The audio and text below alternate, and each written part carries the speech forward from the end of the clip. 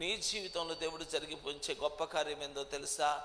నీకు దేవుడు తన మహిమను అనుగ్రహించునుగాక, నీకు దేవుడు తన అధికారాన్ని అనుగ్రహించునుగాక, నీకు దేవుడు తన ఆధిక్యతను అనుగ్రహించునుగాక, తన హోదా నీకు అనుగ్రహిస్తాడు. దేవుడికి ఎంత హోదా ఉందో అంత హోదా నీకు ఇస్తాడు.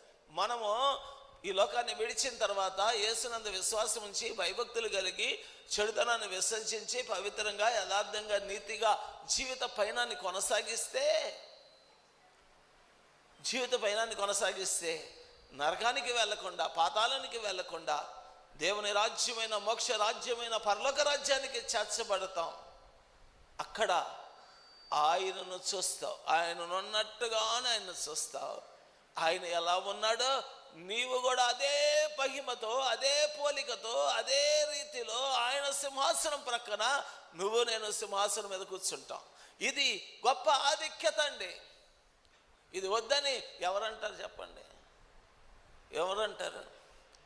మట్టి మనిషి మహిమ కలిగిన వ్యక్తిగా మార్చబడటం తప్పని ఎవరు ఖండించగలరు? కానీ క్రైస్తవ్యం అంటే దేవునికి తగినట్లుగా జీవించటం, దేవుని సుగుణాలు కలిగి జీవించటం, అతిశ్రేష్టమైన బుద్ధిని కలిగి జీవించటం. పరిశుద్ధ గ్రంథమైన బైబిల్ బోధించే బోధలు నిన్ను దేవుని వలె మారుస్తాయి. దేవునికి కలిగిన శక్తి సామర్థ్యాలు నీకు అనుగ్రహించబడతాయి. దేవునికి కలిగిన మహిమా ప్రభావాలు నీకు అనుగ్రహించబడతాయి.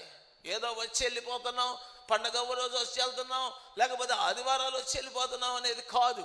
ఈ మందిరములో ఈ పరిచర్లో అడుగుపెట్టిన వారందరూ రానున్న దినాల్లో దేవుని యొక్క మహిమను, దేవుని యొక్క శక్తిని, దేవుని యొక్క ప్రభావమును అనుభవించడం కాదు, కలిగి ఉండేటట్లుగా దేవుడు కృప చూపించునుగాక.